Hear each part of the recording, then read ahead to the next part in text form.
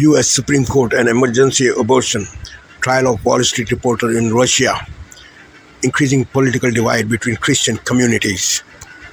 Welcome to Amir 5858. I am Amir.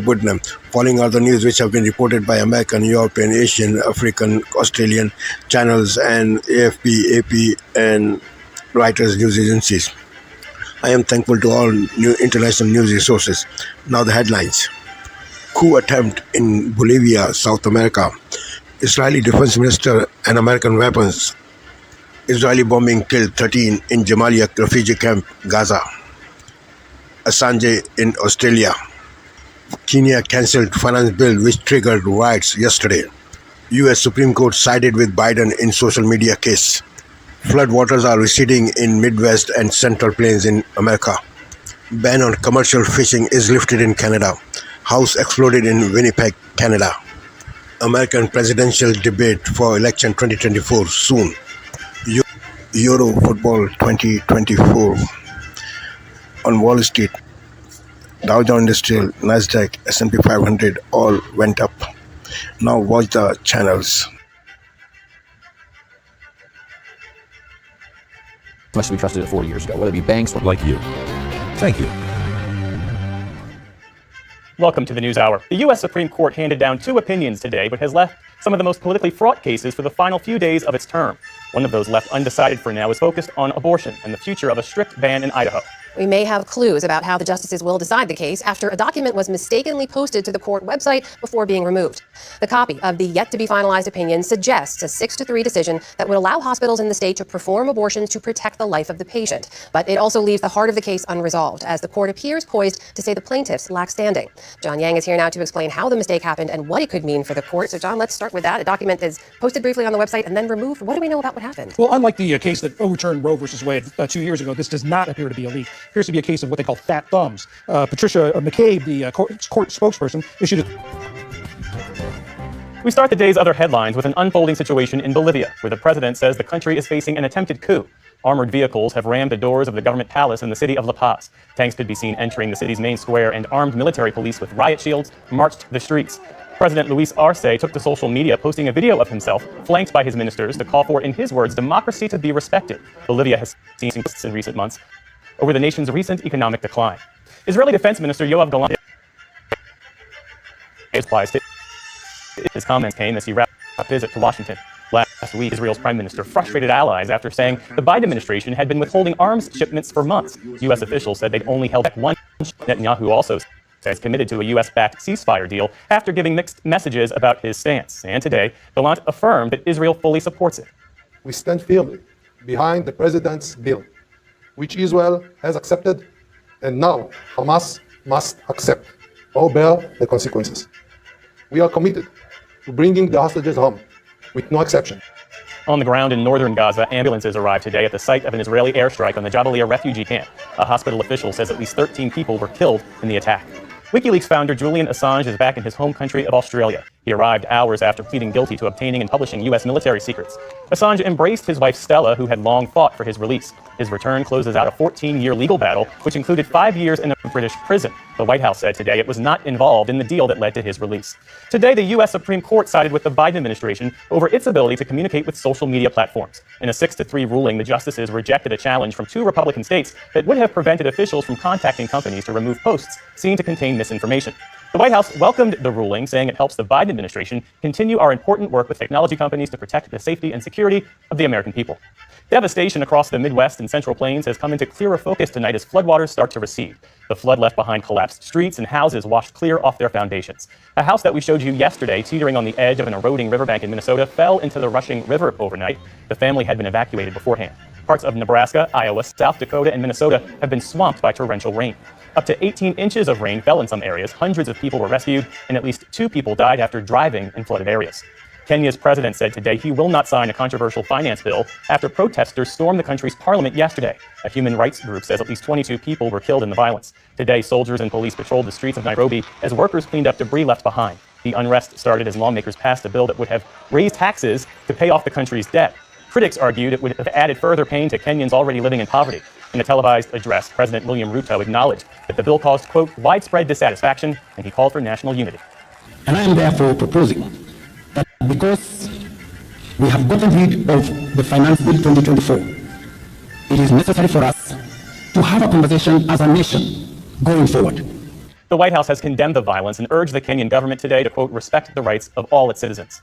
The Episcopal Church elected Sean Rowe as its new spiritual and executive leader today. A 49-year-old currently serves as bishop of the diocese. He'll replace Bishop Michael Curry, who was the first black leader in the church's 239-year history. Curry was an outspoken advocate of racial justice and LGBTQ+ equality. He rose to global prominence in 2018 when he delivered a rousing sermon at the widely televised marriage of Prince Harry and Meghan Markle. And Wall Street posted minimal gains today, even as Amazon's market value topped $2 trillion for the first time. The Dow Jones Industrial Average barely budged, adding just 15 points. The Nasdaq performed a little better, adding 87 points. The S&P 500 added modestly higher. Still to come on the NewsHour, the pardons thousands of veterans previously convicted under the U.S. military's former ban on gay sex. A look at how immigration is shaping up to be a key issue in November's election, and a new trial finds a twice-yearly injection gives total protection from HIV infection. This is the PBS News.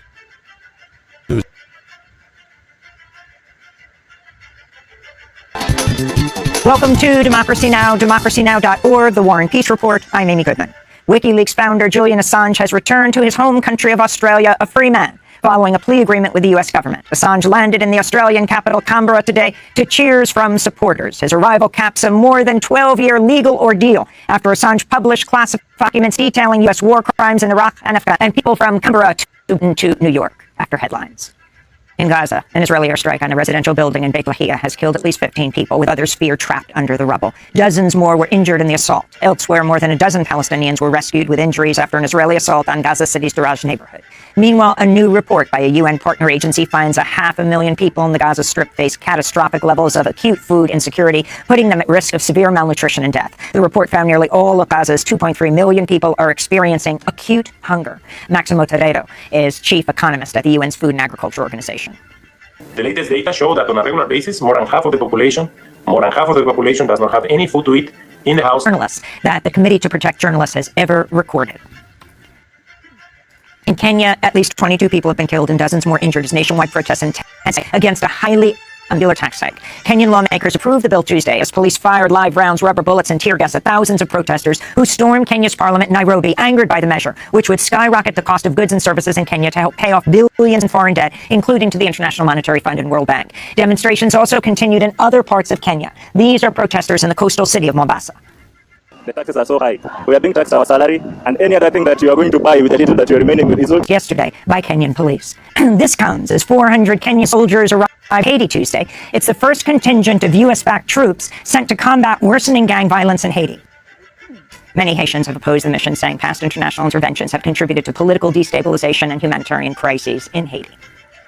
Here in New York, Westchester County Executive George Latimer has defeated Progressive Congressmember Jamal Bowman following the most expensive primary race in U.S. history. Latimer was encouraged to launch his primary challenge for New York's 16th congressional district by the Democratic Majority for Israel Political Action Committee after Bowman repeatedly called for a ceasefire in the Gaza Strip and accused Israel of genocide. Outside spending in the race topped $23 million, much of it from pro-Israel groups like AIPAC.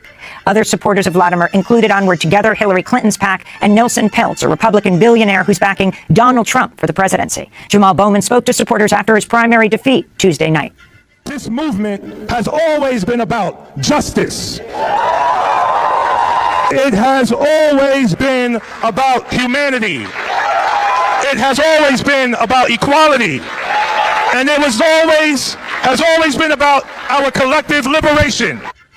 In Colorado, far-right Republican Congressmember Lauren Boebert has won the Republican primary race for the 4th congressional district. Boebert moved to a more solidly Republican district after she narrowly won re-election to represent Colorado's 3rd district in 2022. Lauren Boebert is a far-right Trump supporter, an election denier, and infamously vowed to carry her Glock pistol on the Capitol grounds.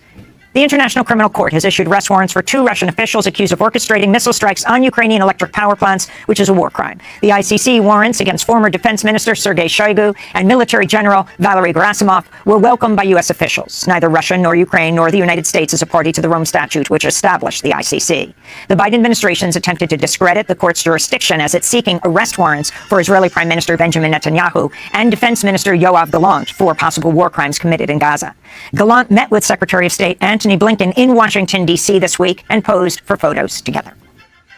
And in Russia, a closed-door trial is underway in the city of Yekaterinburg for U.S. citizen Wall Street Journal reporter Evan Gershkovich. Russian prosecutors accuse him of collecting secret information about a military factory for the CIA, charges the Wall Street Journal calls baseless. Earlier today, Gershkovich made an appearance in a glass cage inside a Russian courtroom. His head was shaved. He appeared calm as he briefly smiled and nodded at supporters. Stuart Wilson, the U.S. Consul General at the U.S. Embassy in Moscow, said Russian officials have not provided consular access to Gershkovich. Did you manage to visit Evan? Here? Yep. No, we have not. Are you going to? Is it allowed? I don't know. Oh, we put in a request. If convicted on espionage charges, Gershkovich faces up to 20 years in a Russian penal colony. And those are some of the headlines. This is Democracy Now!, democracynow.org, The War and Peace Report. I'm Amy Goodman in New York, joined by Democracy Now! Co-host Juan Gonzalez in Chicago. Hi, Juan.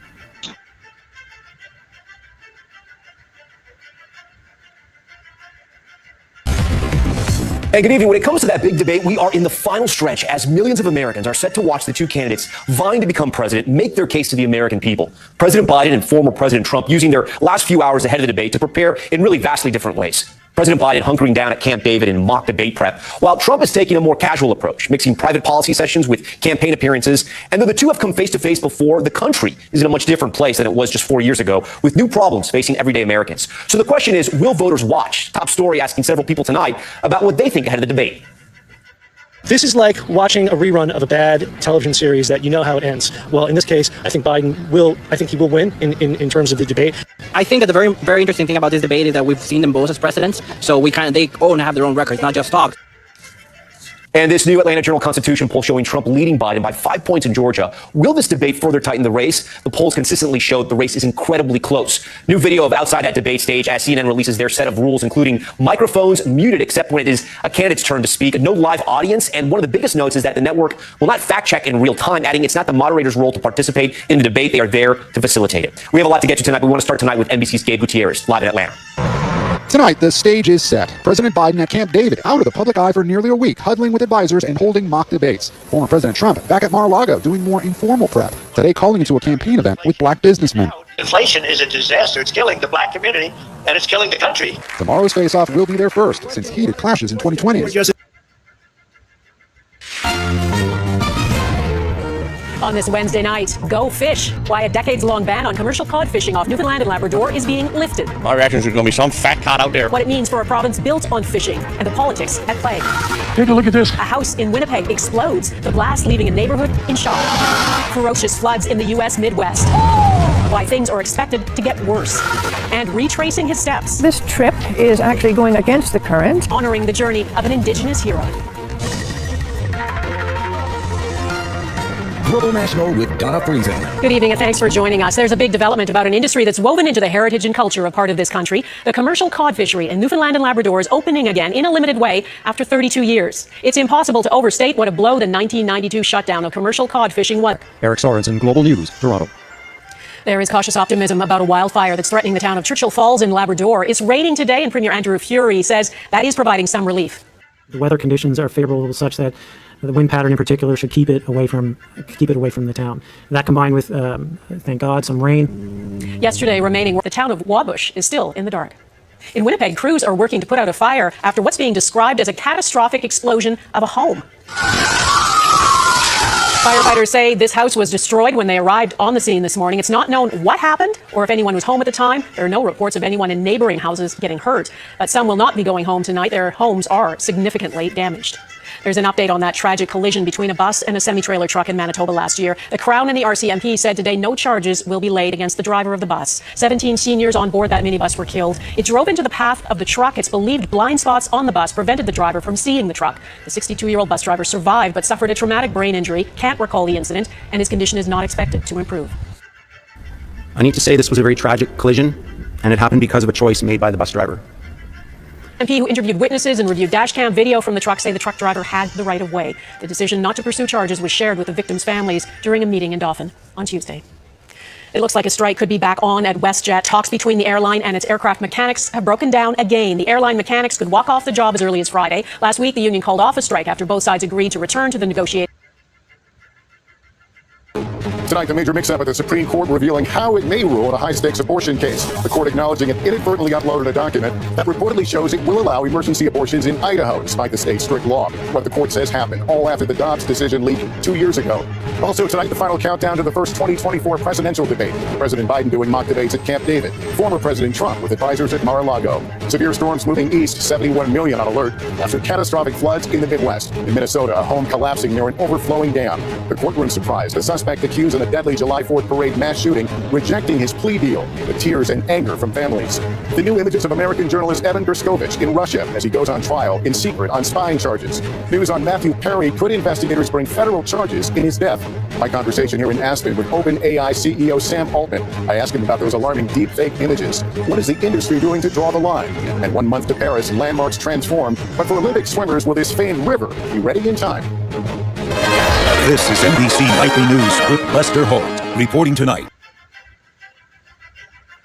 Tonight, breaking news as we come on the air. Severe storms in the Northeast set to hit New York City and Philadelphia in the coming hours. The system from Kentucky up through Pittsburgh and upstate New York. Also, the mistake at the Supreme Court today, the document posted online for a time, revealing what appears to be a major decision tonight in an abortion rights case. And tonight, outside New York City, the tractor trailer right into multiple homes.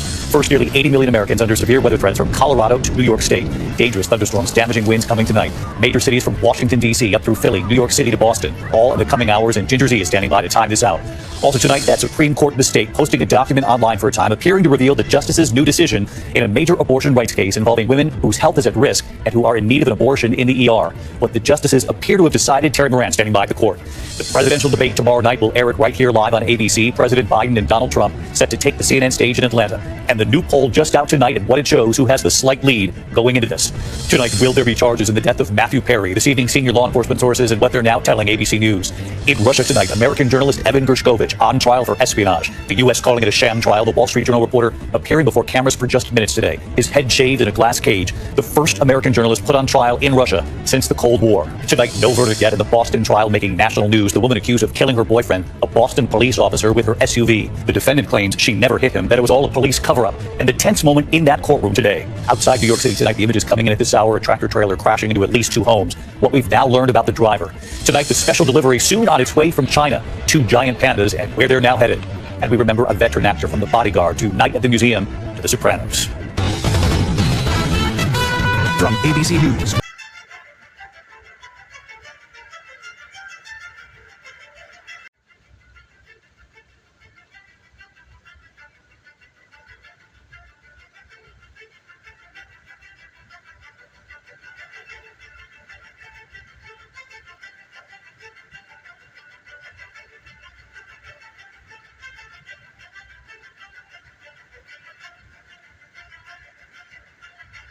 Tonight, the major mistake at the Supreme Court. The draft opinion for a crucial abortion case is briefly posted online. The issue in question, whether doctors in Idaho can perform abortions when the mother's health is at risk. What the document reveals about how the justices may rule in a high-stakes decision and what it could mean for women in other states. We are not legal lawyer people. We just want to practice medicine. The CBS Evening News starts now.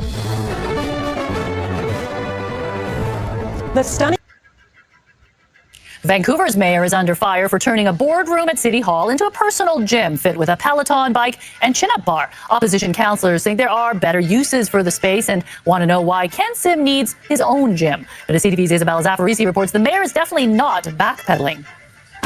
From vibes and swagger to gym gains. I have favorite trainers. Mayor Ken Sim turned a public boardroom at City Hall into his own gym, a move that's drawn criticism from some councillors. Hey, physical fitness is a great thing. I could probably use some time in the gym myself, but the reality is this is taxpayer space. This is, city business space, not personal use space. And that's my issue. Green councillor Pete Fry posted a photo of the gym to social media, calling it, I rather cheekily called it Ken's Mojo Dojo Casa House. Oh, this is no longer Barbie's dream house. This shall henceforth be known as Ken's Mojo Dojo Casa House. It drew instant reaction online, with one person suggesting one needs to warm up before a full day of swaggering. It is absurd in a public building like this where our office space is constrained. This was a well-used shared Boardroom. Sim says the meeting room wasn't an ideal space because it isn't soundproof. We actually hold very serious meetings here that are super confidential. He says he paid for the gym equipment himself and that it's open to any counselor to use. I don't have access to that hallway anymore. Despite having a fitness facility at City Hall, Sim claims he uses this gym daily, although screen grabs from the Peloton app suggest otherwise. You only use the Peloton 5 times here. There's also like weights in there. There's rubber bands. There's a dip machine. There's a hanging bar.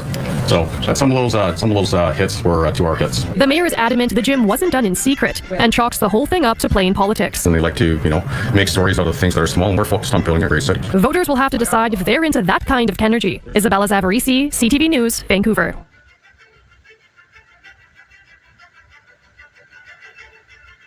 The Treasury Secretary Janet Yellen, the chief financial officer of the federal government, the one who said inflation is transitory, has been traveling the whole country on a food tour. Everywhere she goes, she stops at diners, barbecue joints, local restaurants, just sampling which fresh flavors tickle her palate. She's the foodie of the Biden administration. In 4 years, she never realized food prices have gone up. Watch this. Secretary Yellen, have you been to the grocery store lately? I sure have. I go every week. It's sticker shock, isn't it? No. No. Biden's Treasury Secretary says there's no sticker shock when you go grocery shopping. Biden should fire her. She's worth $20 million, eats like Anthony Bourdain, and told Americans food prices are flat. Biden's team lies like Soviet propaganda ministers. The White House says Bidenomics has only grown household net worth. But when you adjust for inflation, look at that downward spiral. Biden's going to need a lot more than a stupid letter from 16 donors to defend that. Mike Rowe is the CEO of the Mike Rowe Works Foundation, and his new movie, Something to Stand For, is out tomorrow. We're going to have to watch that before the debate, obviously. Or maybe I'll just DVR the debate and watch Mike. That could be fun. Mike, I'd fire Janet tomorrow if that was my Treasury Secretary and she told the American people that. Yeah, I suspect I would too. I think, look, there's a disconnect, obviously, and there has been for a long time. But the things that we're disconnected from as a people versus the things our elected officials are disconnected from has to be a part of what happens on Thursday night with this debate. That, like, when I talk about disconnects and dirty jobs and all the shows that I've worked on, it's always about reacquainting people with where their food comes from and where their energy comes from and who the people are that provide those things. And you're right. A big part of being in charge, of leading and being in control is at least maintaining the appearance of relatability. The and if appearance. you don't know what a gallon of milk costs, it's a tough sell. You're right. It's the appearance. And no one's going to quiz Joe Biden on the price of a gallon of milk. We don't expect him to know that exactly. He doesn't go food shopping. All the milk is there at the White House mess.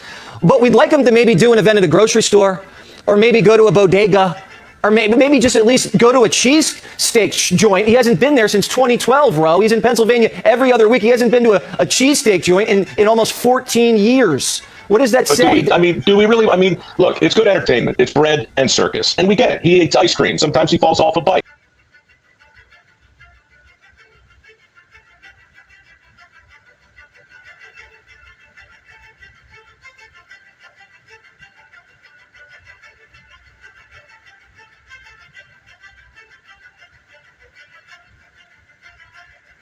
An unpredictable night, and one with potentially profound consequences for the future of France and for Europe. That's right, 577 seats up for grabs, determining who will take power in France and who will be Prime Minister. Join us Election Night Live Sunday from 7:30 Paris time here on France 24. Welcome to Night Watch on France 24. These are our top headlines. Bolivia's president thanks his supporters chanting "Long live democracy" just hours after he thwarted a coup attempt. The head of the army has been arrested. We look ahead to Trump and Biden's first head-to-head presidential debate of the 2024 campaign. Millions are expected to tune in for the historic clash, which could sway opinion about who should return to the Oval Office next year. And the final whistle is blown on the last of the group games of Euro 2024. It's a throw-up around 16 clash between the underperforming teams of France and Belgium.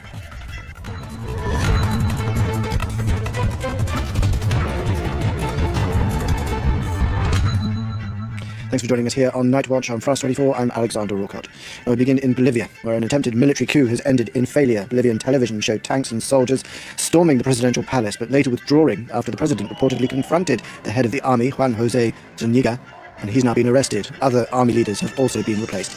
President Arce later released a statement calling for democracy to be defended.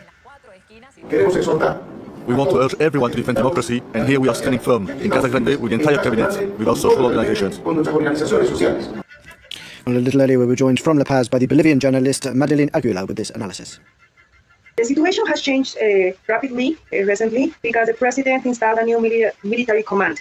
However, just 2 hours before that, there were irregular military movement in the principal square of Bolivia. and leading this movement was Zúñiga, the former general commander. And he said that he would stop the things that are happening wrong in Bolivia and will create their name other ministers and kind of solve all the problems we are facing, because it's a fact that in Bolivia we are living an economic crisis and a lot of problems like high prices of food and everything. So it seems like his intention was to establish again order. However, it was with a military movement that he was doing that. So with that group of people, he tried to enter to the military, to the principal square of Bolivia, and had a meeting with the president of Bolivia, Luis Arce. And publicly, they had a conversation that was kind of strong, because the president, Luis Arce, ordered him to move out of the square, and he didn't obey. And the president Arce asked him, "Are you not going to obey my order?" And Zúñiga, the former commander, said no. So angrily, the president went away from that point, had a meeting with the rest of the ministers, and then gave a public announcement that democracy will be safe in our country. President Arce is still the president. He changed the military leaders, so it seems like the coup attempt was stopped, because the former commander wasn't allowed to have the country authority. So it was stopped. The coup attempt was stopped by changing the military leaders. The president Arce just did that. So it can be said that the coup attempt was stopped. Moving on now, the first contingent of Kenyan police have arrived in the Haitian capital to begin a long-awaited international peacekeeping mission. The mission was first requested by Haiti's previous government in 2022, which crumbled due to the armed gangs that have taken over the vast majority of Port-au-Prince. The new Haitian Prime Minister hailed the arrival, saying the work to retake the country would begin slowly, without major fights, unless necessary. Meanwhile, in Kenya itself, President William Ruto has backed down on introducing a finance bill that sparked deadly unrest a day after thousands of protesters stormed the parliament in the biggest assault on the government in decades. They were angry over new taxes that were proposed in order to pay off the nation's debt. Several people were killed when police opened fire on the demonstrators that Ruto dubbed treasonous. He now, though, has said that the proposed bill caused widespread dissatisfaction, that he has listened and conceded. Consequently, having reflected on the continuing conversation around the content of the Finance Bill 2024, and listening keenly to the people of Kenya, who have said loudly that they want nothing to do with this Finance Bill 2024, I concede, and therefore I will not sign the Finance Bill. Well, it's Thursday already in Paris, in the evening, when Joe Biden and Donald Trump will be facing each other for their first debate of 2024 presidential campaign. Tens of millions are expected to tune in to what is scheduled to be two high-stakes clashes. This year, the hosts of the first one, CNN, have implemented a new set of rules. Let's take a look. The question is, to avoid scenes like this in 2020, listen, who is on your... Both Biden and Donald Trump have agreed to a new set of rules for their 2024 TV rematch. We have ended this segment. Each candidate's microphone will be muted for the first debate of the campaign, except when it's his turn to speak. Host CNN said that during the 90-minute face-off, there will also be positions, and the order of closing statements will be determined by a coin flip, and candidates will not be allowed notes or props, but will be given a pen and paper. Being from both candidates, the event is taking place months earlier than usual. But it will also be the first debate either candidate has participated in this campaign season, as Biden ran largely unopposed, and Trump skipped the Republican primary debates. Two men that have not debated in 4 years. So you've got two guys, don't like each other, haven't seen each other, pretty rusty, heading into the biggest night of their lives. About 6 in 10 American adults say they're likely to watch the debate live or in clips, or read about the performance of the candidates in the news or social media. As Israel winds down its military operations in Gaza, fears are growing of a new full-fledged conflict with Iran-aligned militants in Lebanon. The IDF has already been trading cross-border fire with Hezbollah ever since the October 7th Hamas attacks, and this Wednesday saw 10 airstrikes on the border regions. The outgoing UN humanitarian chief said the Israel-Hamas war spreading would be potentially apocalyptic. Worried about the potential further tragedy and deaths and the events in the West Bank, as well as, of course, the threats and the possibilities in Lebanon. And we have been talking for quite a long time, haven't we, in the political community, about the possible regionalization of this war and the possible further misery for the people of Palestine that is part of that.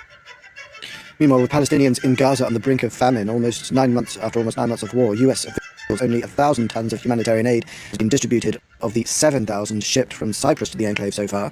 The US temporary pier on Gaza's coast was supposed to provide a vital lifeline, but it's been undermined by fighting, looting and gang violence. Kelly Knight has the story. Trucks carrying tons of food and medicine board this US Navy ship before it heads to Gaza. After a series of mishaps, the $213 million pier built by the US military is up and running again, meaning aid can once again reach Gaza by the sea. But problems ashore mean a lot of it won't reach those who most need it. The security challenges throughout Gaza right now are the general sense of lawlessness and the fact that it continues to be a combat zone. There are opportunities when drivers will get stuck at checkpoints. There are opportunities where humanitarians will be caught in a crossfire between the two parties to the conflict. And there is a sense of desperation by those on the ground that see trucks and need guidance. Ships have delivered 7,000 metric tons of humanitarian assistance from Cyprus to Gaza via the pier, but only 1,000 of those have reached Palestinians. The rest is stored on a stretch of beach where the pier is connected. That's because the UN World Food Programme was forced to suspend aid delivery after the Israeli military appeared to use the area in a hostage rescue. Officials have repeatedly said the maritime corridor is a supplementary effort to delivering aid, but land crossings like Kerem Shalom are also becoming too dangerous to use because of looting. We're kind of meandering in the different paths, but the road to success here is a ceasefire. Is our ability to have full and unimpeded humanitarian access. A new food security report says 96% of the population of Gaza will face crisis, emergency or catastrophic levels of food insecurity through at least the end of September. Now, Ursula von der Leyen is set to keep her job as EU Commission President after an agreement was struck. On Tuesday, 6 EU heads of state participated in the negotiations, a process that's drawn criticism, particularly from Italy's leader, Giorgia Meloni. We'll now take a look at more on that and who else has clinched the bloc's top jobs. The European Union's three main political groups have come to an agreement on who will hold the bloc's top jobs. Germany is to agree on Antonio Costa will be the future president of the European Council, Ursula von der Leyen will be the president of the European Commission, and Baltic politician Kaja Kallas will be the High Representative. These are, from my point of view, good lineups and are clear decisions for a good European future. All belong to mainstream pro-European parties. Ursula von der Leyen would stay in charge of the EU executive arm, holding responsibility for the biggest single market. Portugal's Antonio Costa would succeed Charles Michel in chairing EU summits, whilst Estonia's Kaja Kallas would become the EU's top diplomat, succeeding Josep Borrell. The next step will be a meeting of EU leaders in Brussels on Thursday, at which the three names will be presented to the heads of state and government for their approval. But the deal has already come under fire, Italian Prime Minister Giorgia Meloni saying it ignored the bloc's rightward shift in an angry speech to the Italian parliament. It does not seem to me that a willingness has emerged so far to take into account what the people expressed when they cast their vote. She's not the only one to express her disapproval. Hungarian Prime Minister Viktor Orban also said the deal was against everything the EU is based on. His country is set to assume the rotating presidency of the European Council next month. And with the latest football and Euro 2024, the last of the group games have now finished, so we know who will be playing in the knockout stages. After Portugal suffered a shock 2-0 loss to Georgia, but still finished top of their group. After winning the previous games, they'll face Slovenia on July the 1st. In Group E, all the teams finished on 4 points, separated only by goal difference to allow Romania, surprisingly, to top that group. That's setting up a clash with the Netherlands, while the second-placed Belgium will take on a second-placed France. For more on this, Liam McGuinn reports. Well, we didn't see this coming at the start of the tournament. It will be France against neighbours Belgium in the last 16. The two favourites to win their groups have ended up finishing second and will therefore face each other. Belgium needed to beat Ukraine to come top of their group, but they laboured to a 0-0 draw. In truth, they probably could have paid another 90 minutes that they created for France. Is that flattered to deceive at this tournament so far, but it's certainly a harder route than Les Bleus would have imagined coming into the tournament. Looking at their recent record, France certainly have the better of it. They beat their neighbours 3-2 3 years ago in their last meeting in the semi-final, and of course that fixture will all remember the 2018 World Cup semi-final, a goal from Samuel Umtiti sending Les Bleus to the final, which they then of course won. Les Bleus know they now have a mountain to climb in order to even get to the final. They're on the same side of the draw as not only Belgium but Portugal, Germany and Spain, so they'll need to be realistically 3 out of 4 of them to even reach the final. But let's not get too far ahead of themselves. They'll have a real task beating Belgium, the Red Devils, in the first place. Let's not forget, Belgium are ranked 3rd in the world. In fact, it will be 3rd versus 2nd in the rankings, a mouth-watering clash at Dusseldorf on the 1st of July. That's where we end this edition. Stay tuned to France 24.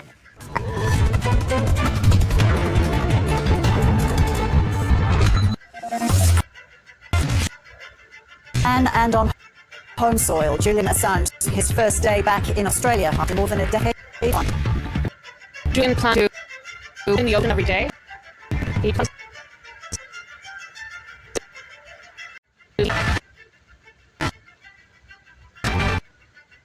well shot at alleged piece off.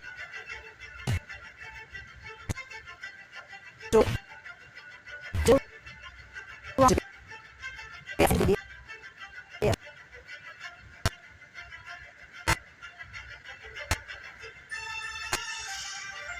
after a woman was found in a home in Sydney's inner west. Police found the body of a woman believed to be in her 50s after being called at an address in Russell Lea following reports of a domestic violence incident. She's yet to be formally identified. A 42-year-old man who's known to the woman has been arrested. Police say he's assisting with their inquiries. We'll bring you more details as they come in. After more than a decade of confinement, WikiLeaks founder Julian Assange is spending his first day as a free man in Australia. He touched down in Canberra last night after appearing in court in US territory, pleading guilty to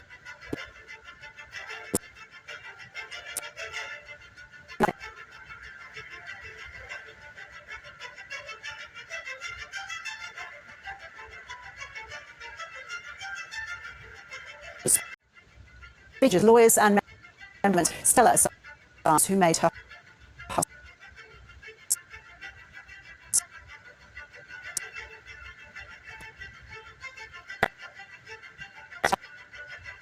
together on the work towards freedom to keep at the top of the agenda for years now. The case should never have been brought, and the thing is that Julian is free and that he is no longer in Belmarsh prison and that the case is over and we can put this behind. And Julian is overjoyed and so grateful to the Australian people, to the members of Parliament and to the government and also the opposition who came to the need for his release. Julian then have been in Parliament. Should push an MP. The to the plea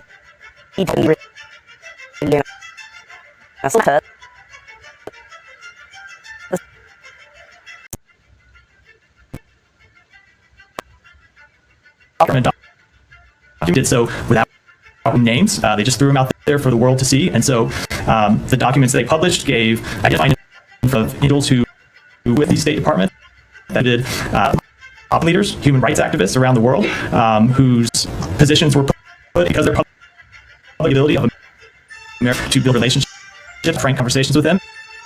Well, as you heard there, Assange leaked hundreds of thousands of documents some 15 years ago on alleged wrongdoings by the US and others in Iraq and Afghanistan. And his return to Australia marks an end to a long legal battle that he fought to avoid extradition to face prosecution for the leaks. His guilty plea before a US court in Saipan yesterday saw him being sentenced to 5 years he'd already spent behind bars in the UK. Family, friends and supporters greeting him as he arrived last night in Canberra.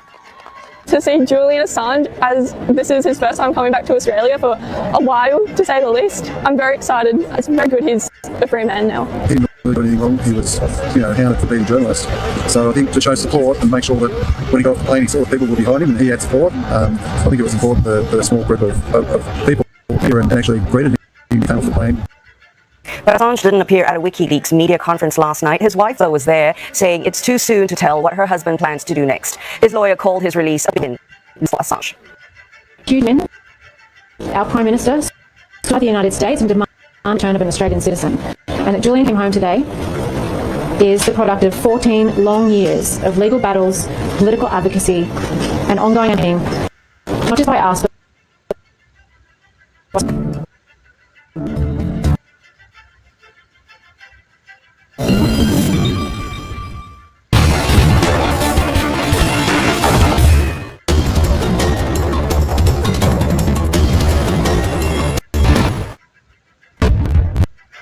unpopular finance bill, major win for the protest movement. Kenyan President William said Wednesday that the controversial finance bill will be withdrawn, bowing to pressure from protesters that brought large areas of the country to a standstill Tuesday. Members of parliament had voted overwhelmingly the bill that would have hiked taxes. And listening carefully to the people of Kenya, who have said loudly that they want nothing to do with this finance bill.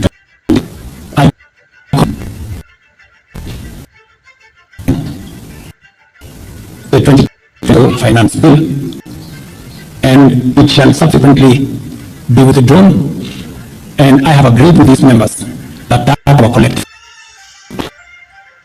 Appeared before journalists, the company of his Kenya Kwanza coalition members of parliament also promised to hold a dialogue with the youth. The protesters called for an end to government corruption and waste. Because we have got the finance bill 2024, it is necessary for us to have a conversation as a nation going forward. How do we manage the affairs of the country together? How do we manage our debt situation together? Can we work on the budget with the deficits that now exist together? Kenya seeks to collect and to fund monetary fund to Nairobi to cut budget deficits in order to qualify for future loans. At least 3 people were killed in clashes across the country on Tuesday. A day after at least 8 people were killed in Kenya as they stormed parliament in protest against controversial tax hikes. Demonstrators started to take to the streets again on Thursday. Police had opened fire on crowds as they made their way to the building where lawmakers had just passed a finance bill that aims to shore up the country's budget deficit. The outpouring of anger in towns and cities across the country over the past week is the most serious crisis faced by President William Ruto in his 2-year presidency. In a televised address on Tuesday night, he warned his government would take a tough stance against violence and anarchy. Soldiers have been deployed to help police deal with the protesters. Say out in the bill. President Ruto must still sign the bill for it to become law. Nigeria is one of the world's top plastic polluters, generating over 2.5 million tons of plastic waste annually. The need for more comprehensive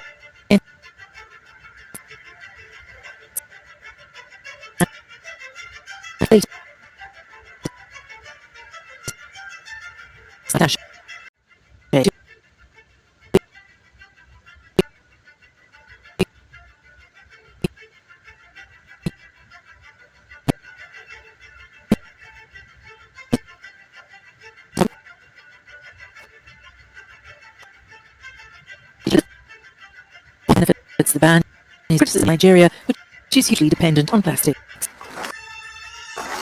Free lost. WikiLeaks founder Julian Assange's plane landing at home in Australia. His release comes after he pleaded guilty to 1 charge of violating United States espionage law, a deal that ended in a legal battle. Out of the plane, the 52-year-old Australian journalist punched the air before being greeted enthusiastically by the waiting crowd. He'd been facing 18 criminal charges stemming from the 2010 release by WikiLeaks of hundreds of thousands of classified US military documents. They contained information about Washington's war in Iraq and Afghanistan that included evidence of wrongdoing by US forces. United Kingdom, where he'd been in prison, he appeared before a US federal court on the remote Mariana Islands to formalize the deal. The US judge sentenced him to the 5 years he'd already spent in jail in London. As he entered the terminal, Assange could be seen hugging his wife and his father. It's unclear where he will go from Canberra or what his future plans might be, with his wife saying he just needs time to recover and get him.